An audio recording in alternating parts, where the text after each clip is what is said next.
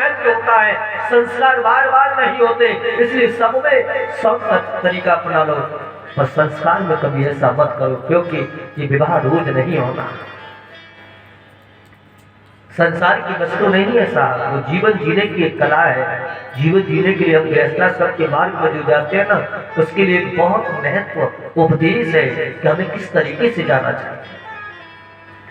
पर संस्कार पद्धति है साहब बड़ी तीव्र बढ़ती जा रही है। कलिना धर्म मित्र धर्म बाधिता, यही कलिकाल का लक्षण है कि लोग धीरे धीरे धर्म से विलुप्त होते जा रहे हैं। शास्त्र सिद्धांत ये नहीं कहते कि आपके अंदर संस्कार है, ज्ञान है, या आप बलवान है, या आप धन है, या आप आयुवान है, तो आप अपने धर्म को ही यदा कदा भूल जाओ। शास्त्र ये नहीं कहता। शास्त्र तो ये कहता है यदि ये सब कुछ है तो आप सौभाग्यशाली हैं, संपन्न है, तो आप इसका निर्वाह करो। क्योंकि जो संपन्न नहीं होते साहब, धर्म तो उनके जीवन में क्षीण होता है। संपन्न व्यक्ति यदि है तो यज्ञ कर सकता है, रामायण कर सकता है, भागवत कर सकता है, भंडारा करा सकता है, कहीं भी कोई भी भवन का निर्माण करा सकता है। मान लो यदि किसी पर जीवन जीने के लिए अन्न नहीं है, धन नहीं है, तो वो क्या करेगा? लोग कहते हैं साधु के दुख में भजन होता है, मैं तो ये कह दूं साधु दुख में भजन नहीं, बल्कि दुख में चिंता इतनी बढ़ जाती है कि हमारी जिज्ञासा से बार बार वो चिंता प्रकट होने लगती है। परमात्मा का नाम, माँ भगवती का नाम तो अंतिम श्रेणी में जाता है, जब लगता है कि अब कोई वास्तविक सहयोग नहीं करेगा इस दुख में, तब जाके हम भगवान को, माँ भगवती को बुलाते। मनुष्यों का सिद्धांत है साहब, दुख का मतलब है आपत्ति। आपत्ति यानी कि मान लो उदाहरण के तौर पे किसी को कोई बीमारी लगी हो, बीमारी की दुख उसके पास हो, और उससे कहो कि 5 घंटे बैठकर तुम भजन करो। शरीर में रोग लगे हैं, फिर तुम कहो कि उससे भजन करो, वो भजन नहीं कर सकता।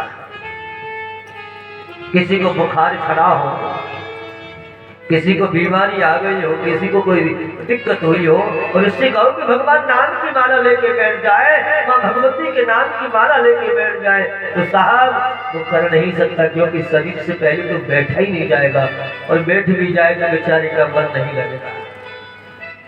भजन तो स्वतंत्र होने पर, शरीर में कोई रोग ना हो, कोई आदि व्याधि ना हो, तब माला जपने में अच्छा लगता है, तब मन लगता है।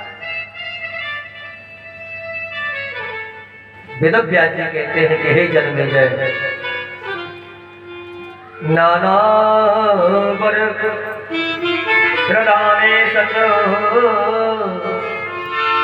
कृत्य कृत्य चकारकम। माँ भगवती की पूजा नाना प्रकार से होती है, नाना विधि से होती है, परंतु एक ही सत्यता है कि उन विधियों में भाव का होना जरूरी है। माँ भगवती का सिद्धांत है भाव में सर्वस्व दे, तो कभी लेती नहीं, भाव से एक फूल भी दे तो मुझे स्वीकार।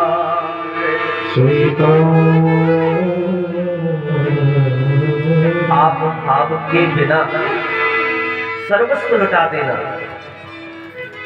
माँ भगवती की तो बात छोड़ो, आप मेरे घर आए हो और मैं तुम्हें प्रेम से बात ना करूं, मैं तुम्हें देख करके प्रसन्न ना हूं, और फिर भोग का समय आए तो 56 भोग रख दूं, आप उन्हें भी स्वीकार नहीं करेंगे, क्योंकि आप समझ जाएंगे इसके हृदय में तो कोई भाव ही नहीं साहब। यही परमात्मा का सिद्धांत है, यही मनुष्य का सिद्धांत है कि बिना भाव के तो साहब मनुष्य आज का भोग भी नहीं करता, बिना भाव प्रेम के तो कहीं आता जाता नहीं है।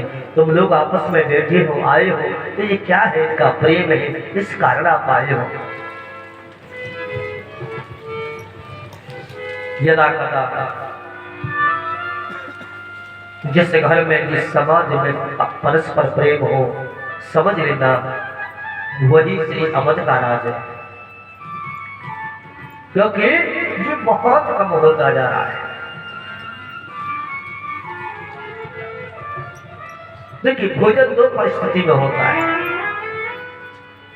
पहली परिस्थिति है कि खाने वाले को भूख लगी है। भूख यदि लग रही है तो फिर भाप नहीं चलेगा। तुम चाहे भाप बनाओ या मत बनाओ, भूख लग रही है सामने वाले को तो जैसा मिलेगा उसमें भी स्वाद आ जाएगा और वो खा जाएगा, उसे कोई मतलब नहीं।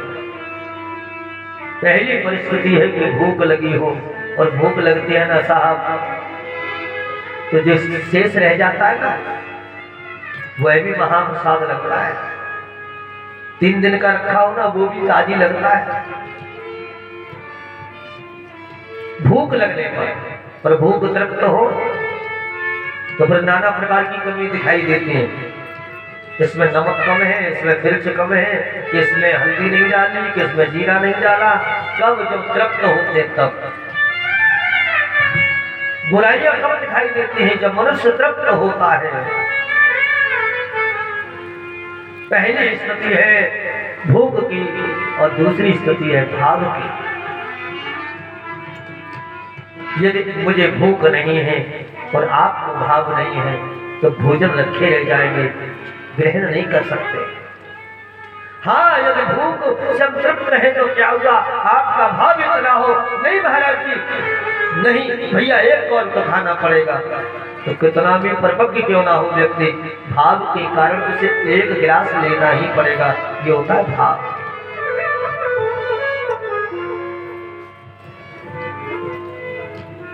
जिस भावना विभावना हो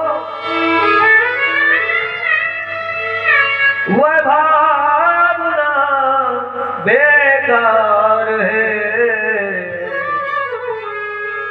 जिस भावना में भाव है तो भव से बेड़ा।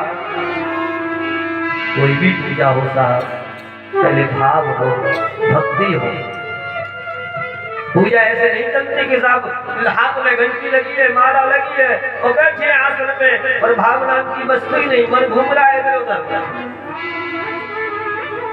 भाव कब बनता है? भाव जब मन से स्थिर होकर के एकाग्रता और उस चित्त में उस हृदय रूपी उस गति के अनुसार जिसका ध्यान कर रहे हैं ना, उसका प्रतिबिंब हमारे सामने खड़ा हो, तब भाव बनता है। देखो, आप किसी का प्रतिबिंब देखो, किसी का फोटो हाथ में ले लो, फोटो हाथ में ले लो और फोटो लेकर के आप जब देखने लगोगे ना तो एक क्षण के लिए आपका भाव उस फोटो पर चला जाएगा और मन में ये बात होगी कि ये तो उसका प्रतिबिंब है, ये उसका फोटो है। पर कितनी देर? केवल एक क्षण, एक बार। इसके बाद तुम 1000 बार देखना, उसी फोटो को देखना, फिर मन में वो बात नहीं होगी। फिर क्या होगा? अरे अभी तो देखा था, अभी इसको देखा था, हटाओ इसे, अब नहीं देखना। याद रखिए, यही परमात्मा भक्ति का सिद्धांत सूत्र है, मां भगवती का सिद्धांत सूत्र है कि यदि परमात्मा को या मां को पाना है तो पहले अपने आप को भाव को जागृत करो। और भाव जो है कहीं संसार की वस्तु नहीं है साहब। भाव से साग्रात्मा बुद्धि प्रेमा निगद्यते, ये तो आत्मा का भाव है। जब प्रकट होता है ना तो कहीं भी प्रकट हो जाता है।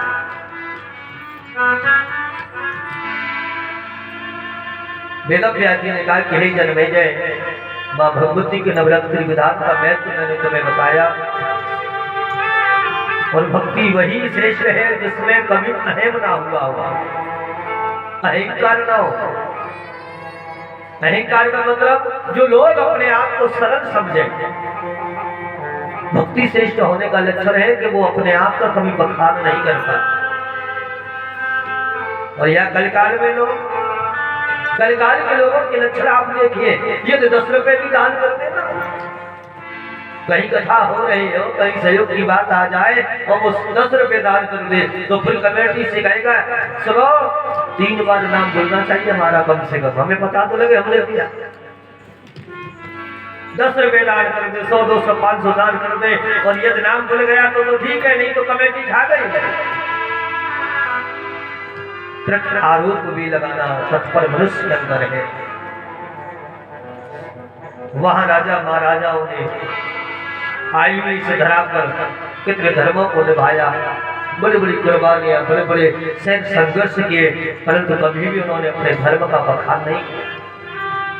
और आज छोटी मोटी यज्ञ हो जाए, छोटे मोटे जब तक नियम हो जाए, दान पुण्य हो जाए, तो सोचते हैं कि हरिश्चंद्र महाराज के बाद अब हमारा ही नंबर है। श्री महाराज हरिश्चंद्र के बाद हमारा ही नंबर है, क्योंकि सिंहासन पर तो हम ही जाएंगे, हमने पुण्य किया है। ये लोगों की कल्पना है साहब, कलकाल के जीवों का विधान।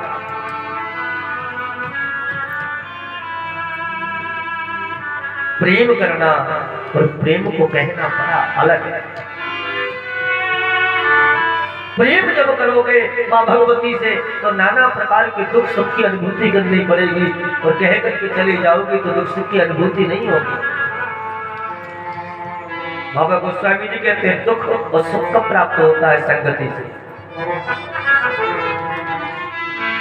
बेचोरा तो एक प्राणी हरि ले, बेचोरा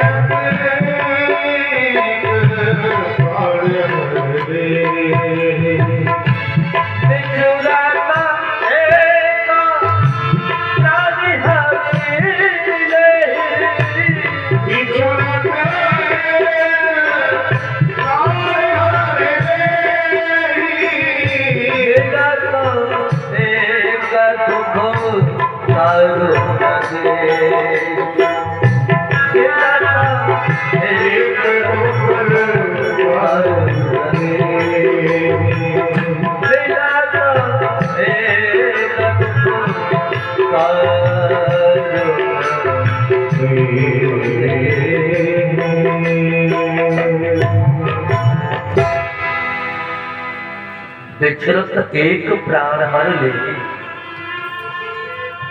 जिस वस्तु को आप प्राप्त करना चाहते हो, जिस आराध्य से, जिस वस्तु के लिए आप संघर्ष करते हो, और वो अचानक विलुप्त हो जाए, प्राप्त ना हो, तो बड़ा दुख होता है। आप कहीं सफर में जाते हैं, ट्रेन में बैठते हैं ना, आमने सामने सीट पर बैठे, बात प्रारंभ हो गई और कोई किसी को नहीं जानता था। 3 घंटे की अवधि में ही इतना प्रेम हो गया कि साहब एक दूसरे के इतने करीब आ गए कि फिर कहीं मिलते हैं, अरे साहब आप तो हमें वहां मिले थे। ये क्या है? ये प्रेम है। और खूब पता है कि इसका जब स्टेशन आ जाएगा तो ये उतर जाएगा, हमारा जब पहले आ जाएगा तो हम उतर जाएंगे, परंतु वहां का मिलन देखिएगा, परस्पर प्रेम हो जाता है। और यदि सामने कोई दुष्ट बैठा हो तो ये लगता है कि कब सफर पूरा हो जाए और कब हम जल्दी यहाँ से उतरें। एक के मिलने पर खुशी होती है साहब, और एक के मिलने पर कष्ट होता है।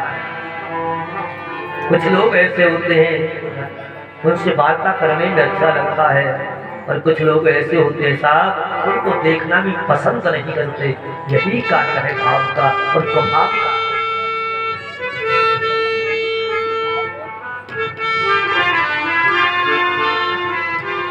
वेदव्यास जी कहते हैं जन्मेजय, प्रहलाद के हृदय में भक्ति तो श्रेष्ठ थी, परंतु चमन ऋषि के आगमन पर पाताल लोक में उन्होंने कहा कि तुम्हें कहीं इंद्र ने तो नहीं भेजा? यदि आप दिव्य आए हो, कोई गुप्तचर बन के आए हो, कुछ और कुछ जानना चाहते हो, तो आप मुझे बताओ।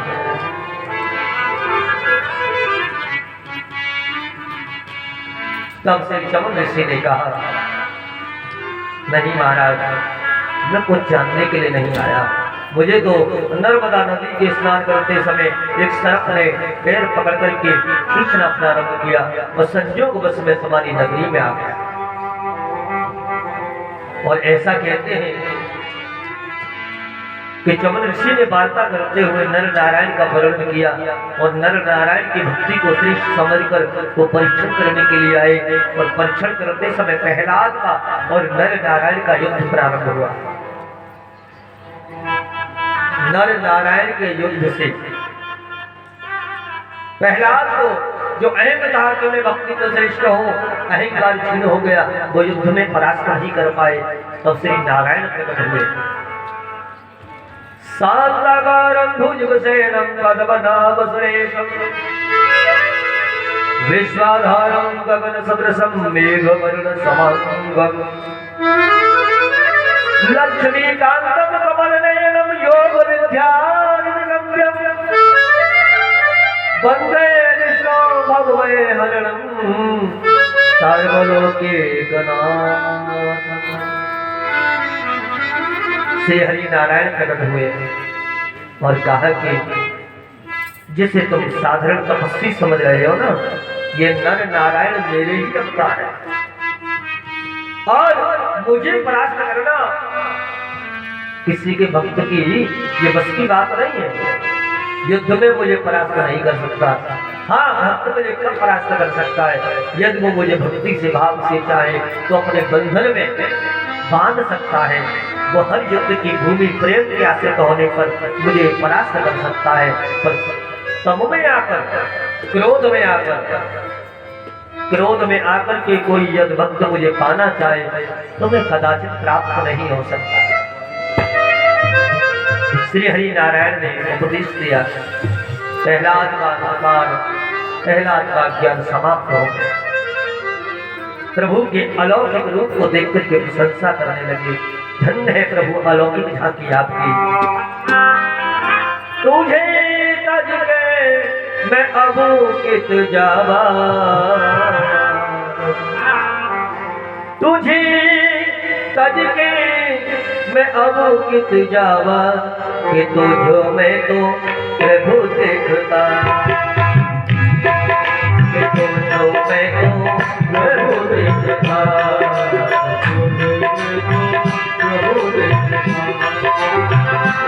तुझे तज के अबूकित जावा, तुझे तज के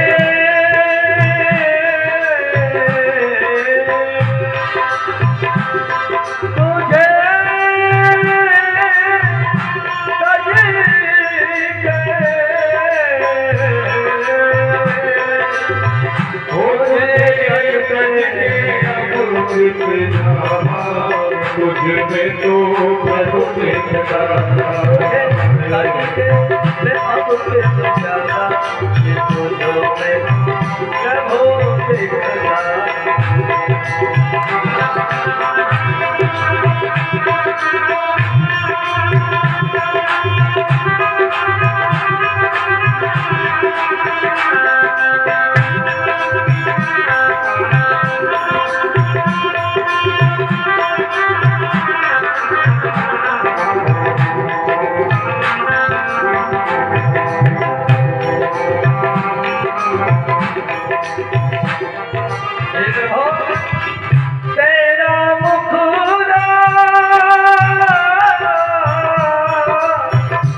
मुखरा मुखरा तेरा मुखरा चाँद का टुकड़ा, तेरा मुखरा चाँद का टुकड़ा, भूल गया मैं अपना टुकड़ा, भूल गया मैं अपना टुकड़ा, भूल गया भूल गया भूल गया भूल गया, हाँ भूल गया मैं अपना टुकड़ा, भूल गया मैं अपना टुकड़ा, तुझे तज के अब कित जावा, हाँ मैं तो प्रभु देखता, तुझे तज के अब कित जावा, कि तुझ में तो प्रभु देखता। तब भगवान कहने लगे, प्रहलाद तुमने संसार में बहुत कुछ कष्ट पाकर के मुझे पाया, आज इस सुख को अपना सुख मत मानो। ये जगत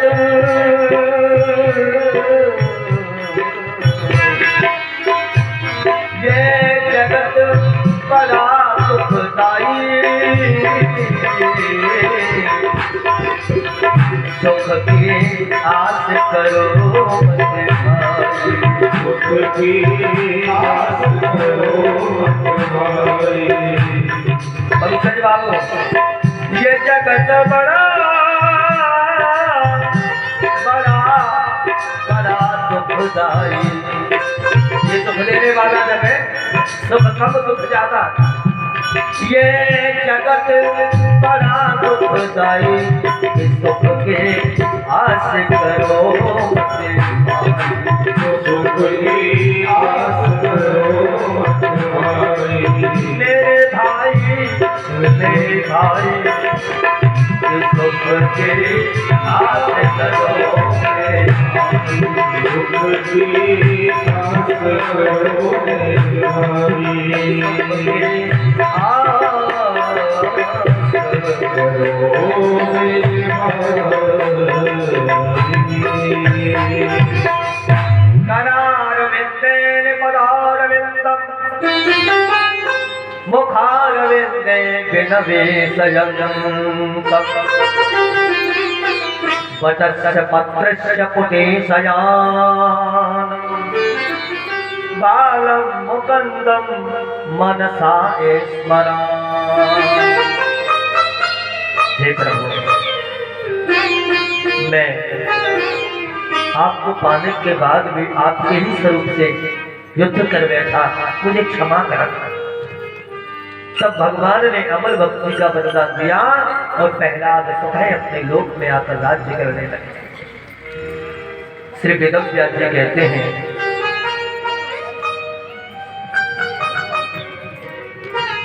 आपके मन में यदि कोई जिज्ञासा हो जन्मेजय, तो आप मुझे बता सकते हो।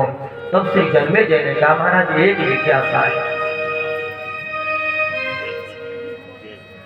कथं रामेण तच्चीर्णं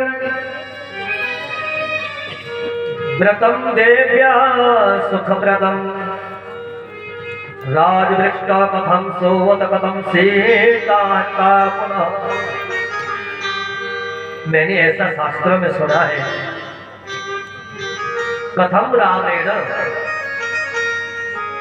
भगवान के 24 अवतार हुए हैं, नारायण के 24 अवतार हुए हैं, और उन 24 अवतारों में 2 प्रिय अवतार हैं, राम और कृष्ण। राम और कृष्ण जब श्रेष्ठ हैं तो संसार के लोग इनको बड़े भाव से मानते हैं, पूछते हैं और इनकी गाथाओं को जानते हैं। परंतु मेरे मन में एक शंका है,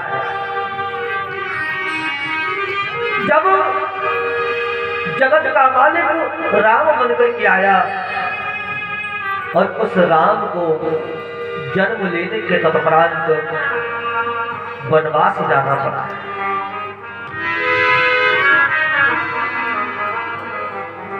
यह बात मेरी समझ में नहीं आई कि रंग छार हुई रंग हुई भ्रगुटी, उस राम को बन जाना पड़ा। अरे जिसकी मृत्यु टेढ़ी हो जाए तो प्रलय हो सकता है, जिसके इशारे से इस सृष्टि का निर्माण होता है, वो त्रिलोकी का नाथ आया और फिर वनवासी हो गया। और जब वनवासी हुआ, व्रतम देव्या सुखप्रदम, व्रतम दिव्या सुखप्रदम, दिव्या कहते देवी को। मैंने सुना कि उस राम ने आकर जन्म लिया और वनवासी हो गया, और वनवासी होने के बाद मां भगवती की आराधना की। व्रतम दिव्या यानी मां भगवती का व्रत किया, देवी का व्रत किया, और व्रत के प्रभाव से विजय पाई, और विजय पाकर सुख प्रदम यानी सुख को प्राप्त किया। क्या वास्तविक एक ब्रह्म परमात्मा होने के बावजूद क्या देवी की उपासना कर सकते हैं? क्या दिव्य एक शक्ति दूसरे के समान इतना श्रेष्ठ सम्मान दे सकती है? ये बात मुझे विस्तार से बताए। तब वेदव्यास जी ने कहा, आप एक बात ध्यान से सुने जन्मेजय। पर ब्रह्म परमात्मा चाहे वो शिव हो, चाहे ब्रह्मा हो, चाहे विष्णु हो, चाहे महालक्ष्मी हो, चाहे महाकाली हो, चाहे वो महासरस्वती हो, देखने में अलग अलग है पर वास्तविकता ये सब एक ही तत्व है, एक ही तत्व है। ऐसे मान लो पानी के घड़े भर के आपने रख दिए, सूर्य उदित हुआ और सूर्य उदित होने पर उसके प्रतिबिंब उन घड़ों के अंतर्गत जो जल है उस पर पड़ा। जब पानी जो भरा है ना, सूर्य का प्रतिबिंब जब पानी पर पड़ा तो हमें ये लगा कि अब इसमें एक सूर्य उदित हो गया है। अब हमने साथ रखे, सातों में अलग अलग दिखाई दे रहा है। क्या सूर्य अलग अलग सात है? सात नहीं है। हमने रखा तो हमें प्रतिबिंब सात दिखाई देने लगे, परंतु जैसे ही हमने घटों को फोड़ना प्रारंभ कर दिया और एक के बाद दो, दो के बाद तीन, ऐसे करके हमने सातों को फोड़ डाला तो फिर एक ही सूर्य बचा, फिर वहां कोई प्रतिबिंब बचा नहीं। पहले भी सूर्य था, प्रतिबिंब जो जल में दिखाई दे रहा था, हमने घटों को फोड़ डाला तो फिर भी वही सूर्य बचा। तो ऐसे ही ये जगत है, वह एक परम उपासक आदि शक्ति है, आदि शक्ति परमात्मा है और उन्हीं के हम सब प्रतिबिंबित हैं। यानी कि नाम अनेक है और रूप में एक ही है, वास्तविकता एक ही है। क्रियान्वयन देखा जाए ना, जो जिस भाव से मानता है परमात्मा उसे वही वैसा रूप धारण करके दर्शन देते हैं। देवी को आप जैसा मानोगे ना, माँ भगवती वैसे ही उपासक की मनोरथा को पूर्ण करती है। बस केवल यही है भक्ति का। आइए अब मैं तुम्हें भगवान श्री राम के चरित्र वर्णन करने से पहले भगवान शंकर को प्रणाम करता हूँ, क्योंकि इन्हीं शंकर भगवान ने रच महेश मानस राम, भगवान शंकर ने ही इस राम कथा को रचित किया और मन में धारण कर लिया। मन में धारण करने के बाद जब समय आया तो शंभु प्रसाद, शंभु के प्रसाद से बाबा तुलसीदास जी को ये अवतरित हुआ और वही तुलसीदास जी ने रामचरित मानस को लिखा। तो आइए हम और आप सभी मिलकर के कहेंगे, शिवनाथ तेरी महिमा, शिवनाथ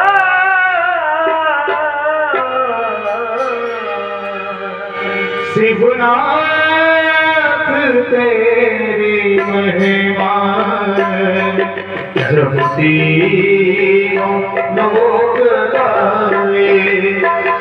शिवनाथ तेरी महिमा, जब तीनों लोक गावे। नाचे धरा प्रकृति,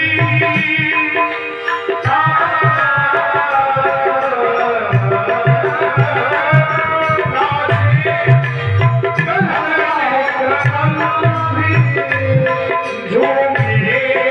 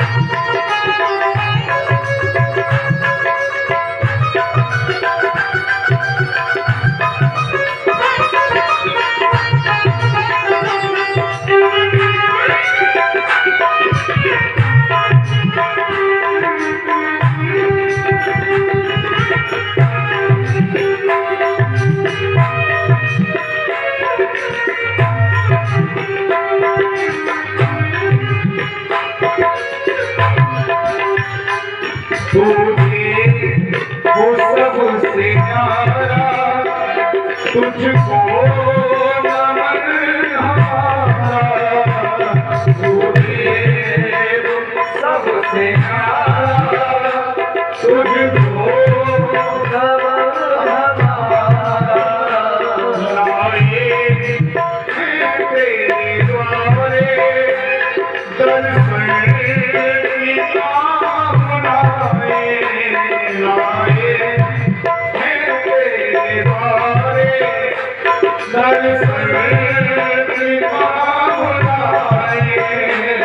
शिवनाथ तेरी महिमा, शिवनाथ तेरी महिमा, पर्वती पवन सुनाए।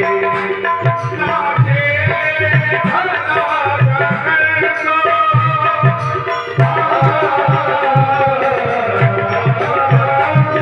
नाचे भला गगन को, झूमे दसों दिशाएं।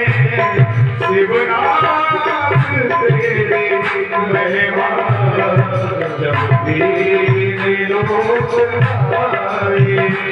शिवनाथ तेरी महिमा, जब तीन लोक आए।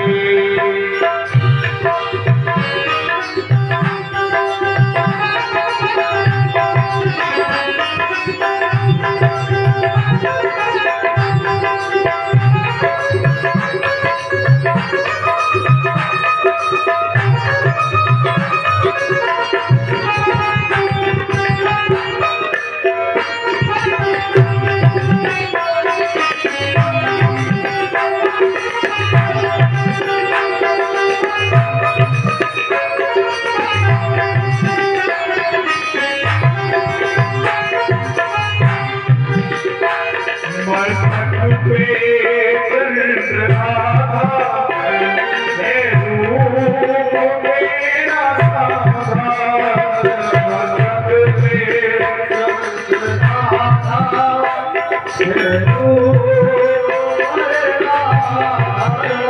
ओ मस्तक पे चंद्रभागा, है रूप मेरा साधा।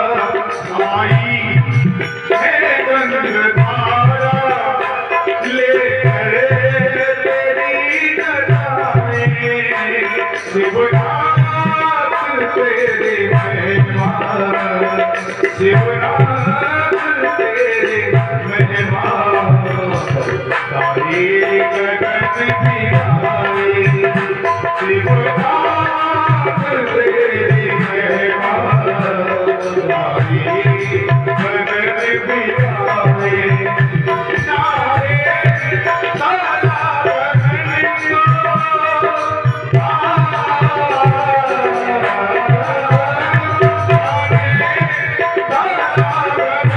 को, झूमे दसों दिशाएं। शिवनाथ तेरी महिमा, जब तीन लोक आए। शिवनाथ तेरी महिमा, जब तीन लोक आए। जब तीन लोक